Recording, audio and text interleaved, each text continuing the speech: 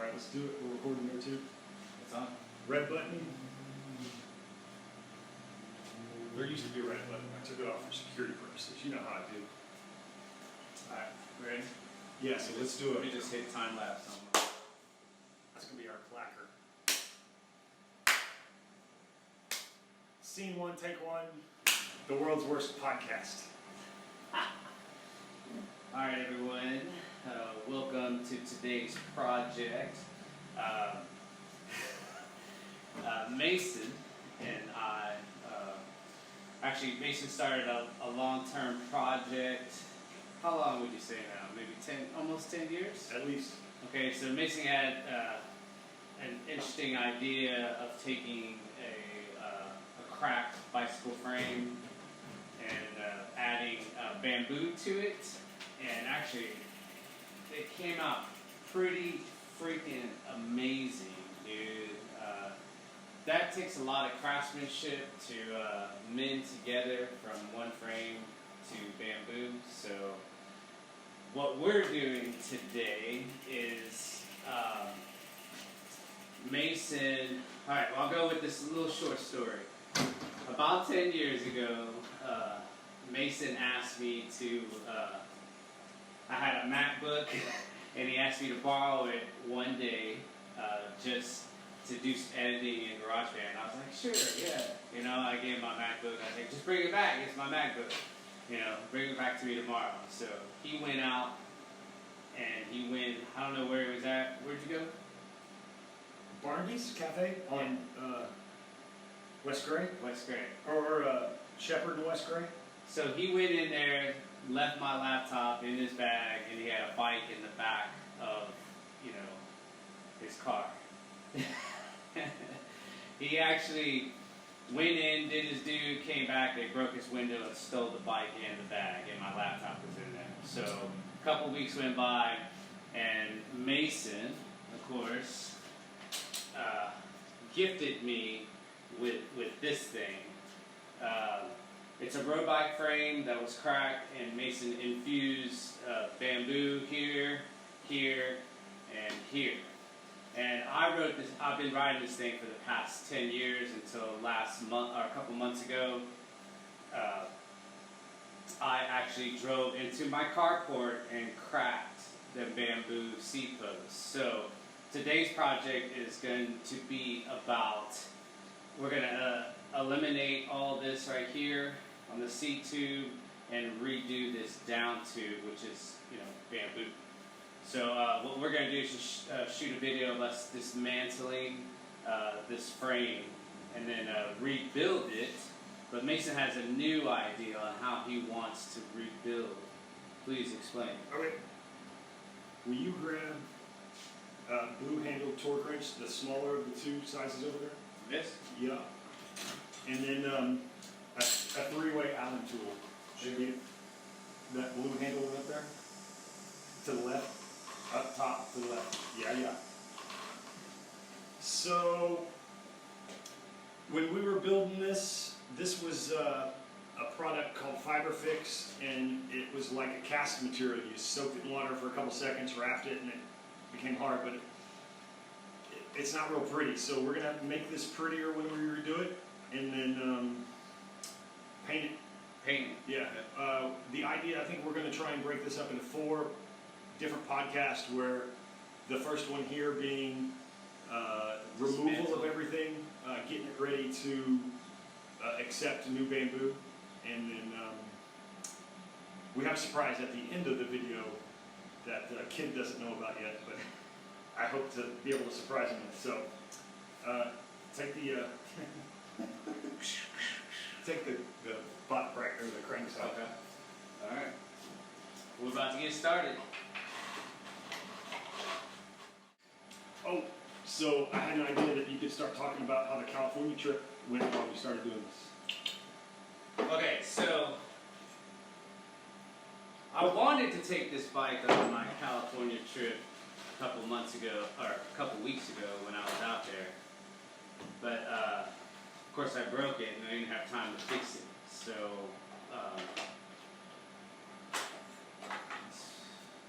dang, that came out quick too.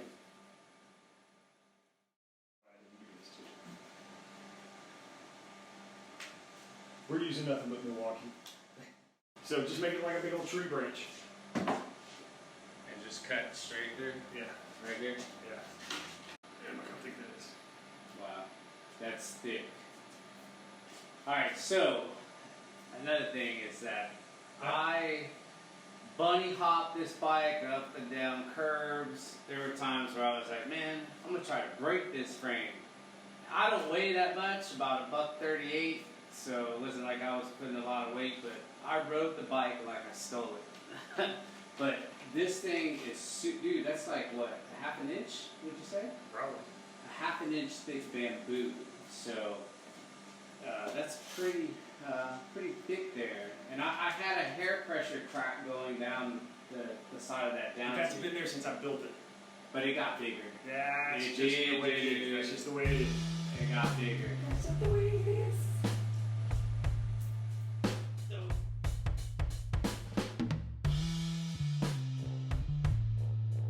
I just remember it was so light that I was trying to beat down on the cranks, and you didn't have any parts. It was just a single speed with brakes, and carbon bars, carbon stem, whatever it was that you had on there. The seat. I just remember getting up to about 30 miles an hour on flat, going as fast as I can. Like it just felt a little squirrely. 'Cause you had some real light wheels on it too. I just remember I don't have fast, baby. it was really light. I think it probably weighed about 14 and a half pounds, maybe 15 at the most.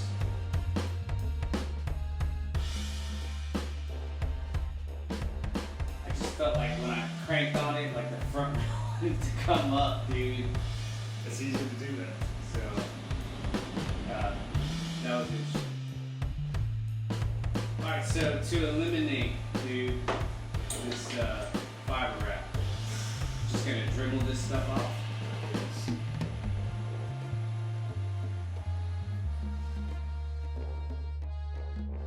Dude, and then the seat post.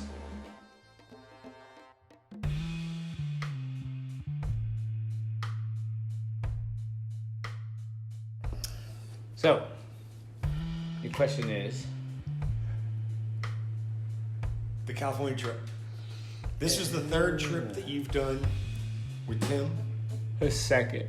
Oh, I mean, we rode to New Orleans, but that was 20 years ago. That wasn't 20 years ago. Dude, in 2001, we rode from Houston to New Orleans. In 2001. I remember because I wrote an article for about Chris it. when y'all did it. Did y'all end up not going? No, we didn't go. Actually, we did it. We went all the way to Colorado, Fort Collins, Colorado last year.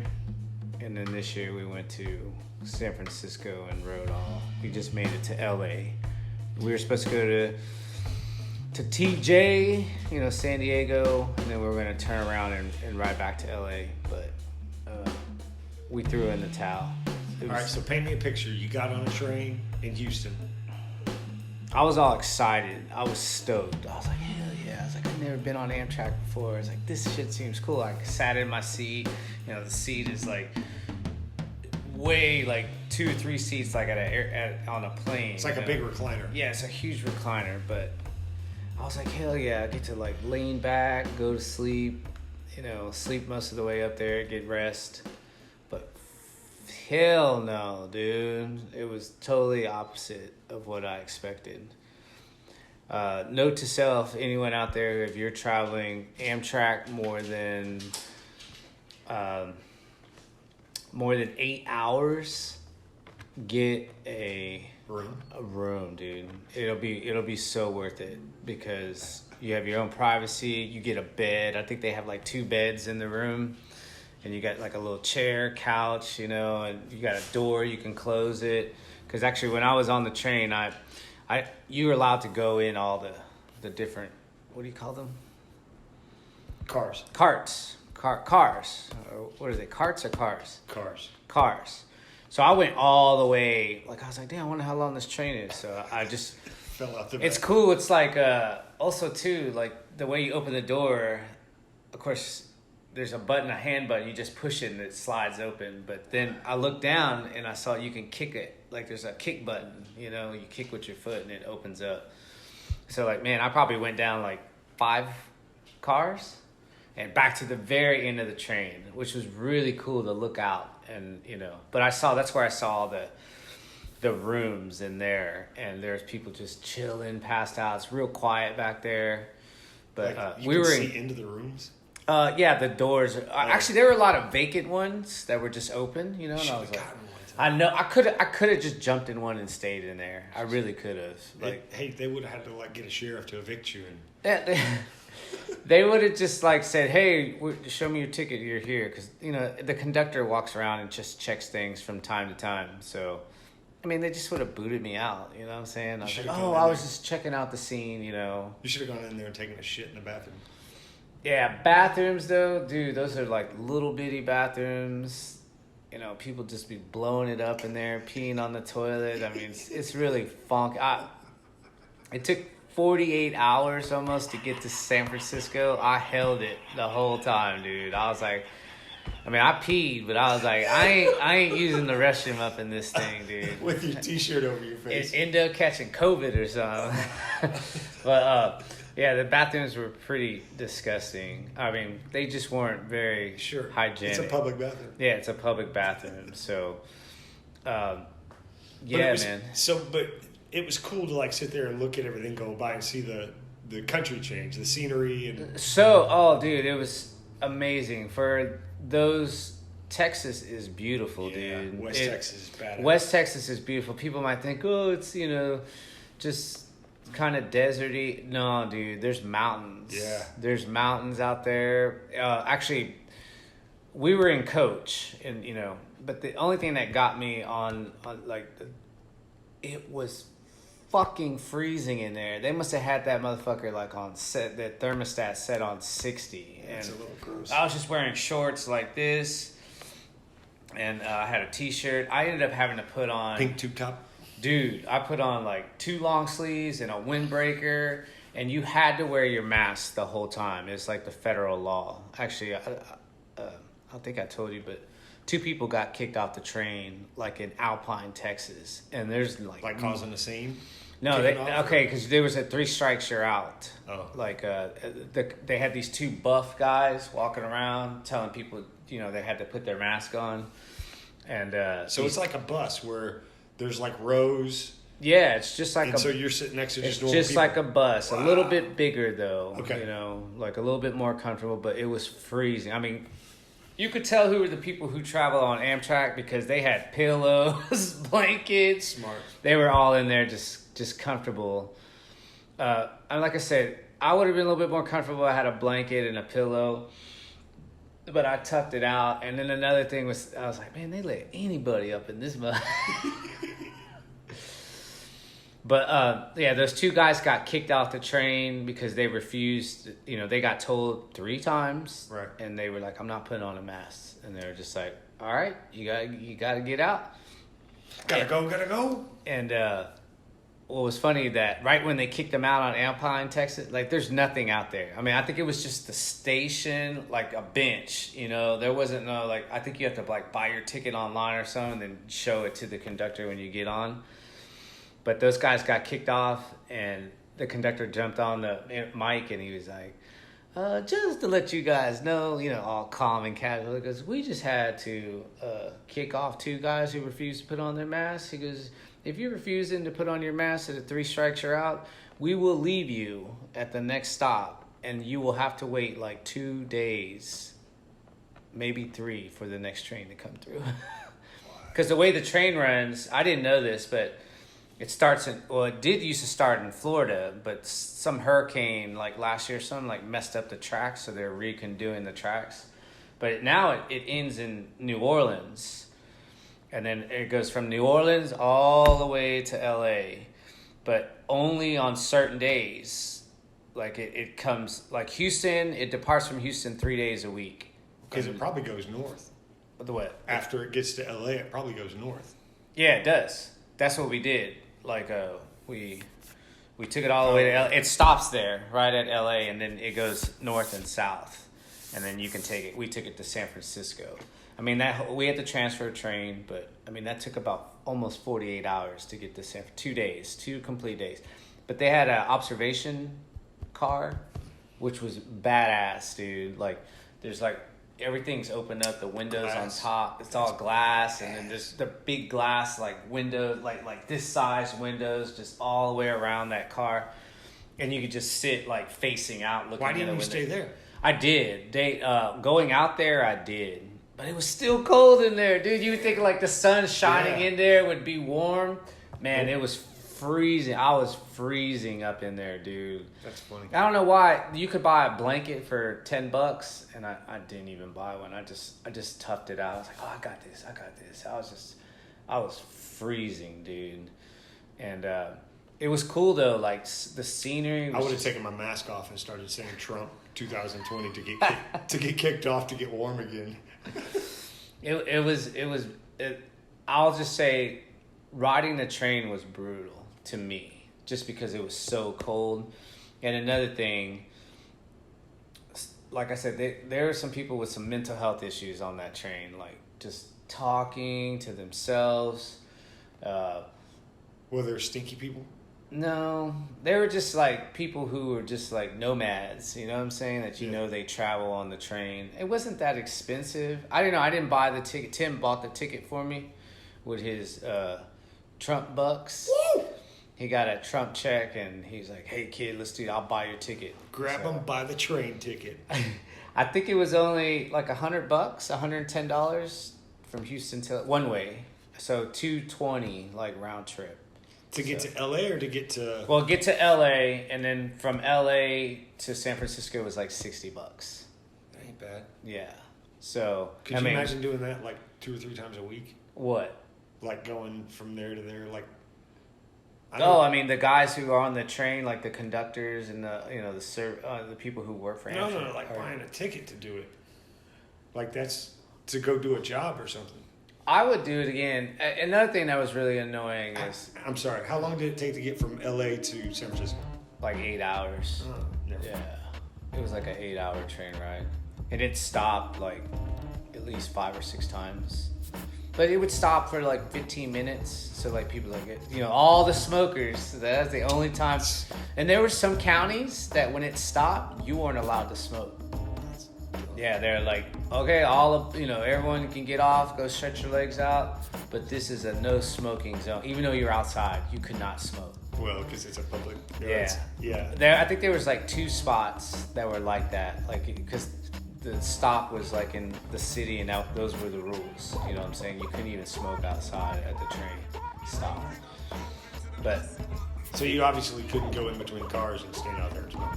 no, there was no like window or it wasn't opened up or anything. But it's cool. All the bathroom, because like you sit upstairs. Yeah. And then downstairs is where the bathrooms are, and then you can put like luggage down there, carry on luggage. But yeah, it was cool. I mean, I would, if I could, in the future, if I take one of my kids or grandkids or something, like, buy a ticket for like an unlimited stop kind of thing, and just, but you have to have a coach. You know what I'm saying? So like, say you can get on anywhere, or a room, not a coach, but. I travel to California. I go to Seattle, Portland, and travel across into Chicago. The scenery was unbelievable. I swear, like we were riding at least sometimes like parallel to I-10, and then sometimes it would go down. I mean, you couldn't even see I-10, but you were probably like, I would say 40 to 60 miles. Because I was looking at my map, right. Every time, like seeing where we were at. And I was like, where's I-10? And I'd look, and then I'd look. We were sometimes like 40, 60 miles from I-10, but then we were in the middle of nowhere.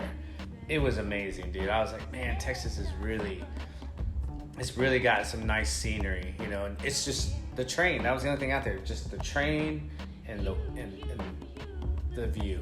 That was it. You didn't see houses. You didn't see nothing like that, dude. So you're saying it'd be an easy way to rob a train? You're gonna have to run in the desert for about 50, 60 miles to get to interstate, on a bike or something. I mean, I remember seeing Wild West movies where they rob trains, and jump on their horses and just take off into the desert or something.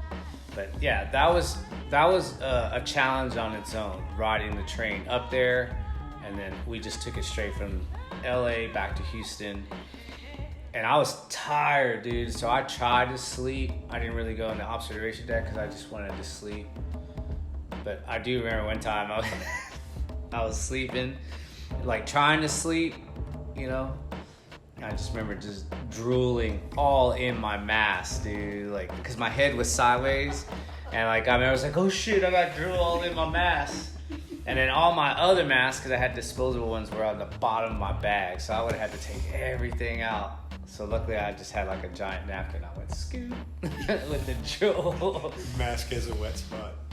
But other than that, like, I would suggest Amtrak, but get a room. Don't, if you're gonna be more than 8 hours. But if you're under 8 hours, just get a coach. You know, that it's perfect. And then you could chill in the observation deck the whole time.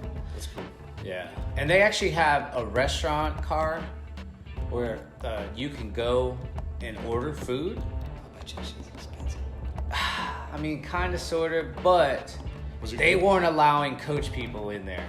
It was only open to people who had rooms. And it was probably only delivery. No, they didn't even that. All coach people had. No, you can go into. I saw the car. I was about to cross through it. They had people sitting. There were people sitting there like a restaurant. You know, there was like a booth. Racist. There were just booths, and people were sitting there, and they made calls. They were like, "If you want breakfast, step up to the cart, and we'll ask you." Blah blah blah, and you come in, you eat. And they did it for lunch and dinner.